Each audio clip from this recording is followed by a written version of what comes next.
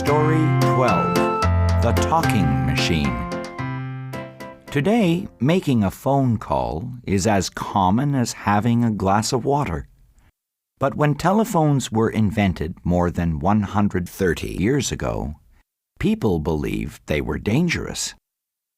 In 1876, when the first telephone was demonstrated to the public, electricity was still new and little understood. Many people had died working with electricity in the early days. That's why most people did not easily accept that it was safe to hear a human voice through the phone. Many honestly feared the phone would kill them. But on the morning of March 10th, 1876, Alexander Bell and his assistant Thomas Watson had no such fears.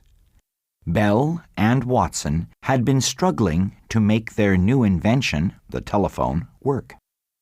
Bell sent his assistant to a room in the basement. In a room upstairs, the telephone inventor spoke 7 little words into his invention. These simple words changed the world forever. "Mr. Watson, come here. I want you." It's hard to imagine the excitement in the laboratory that day. Mr. Watson did, in fact, hear these words on his receiving machine in the basement. He quickly ran upstairs to announce the good news to his boss. The telephone was born in March 1876, but it took a few more years for it to gain respect.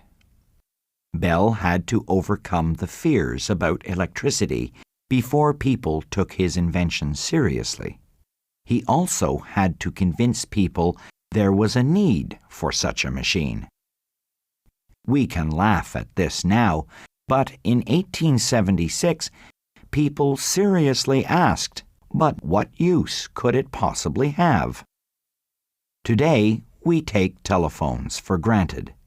But on that day in March 1876, there were only 2 telephones in the whole world. As we walk along a busy street talking with our friends on our cell phones, it is hard to believe that not so long ago, telephones were thought to be dangerous and useless. Our world sure has changed. Don't you think so?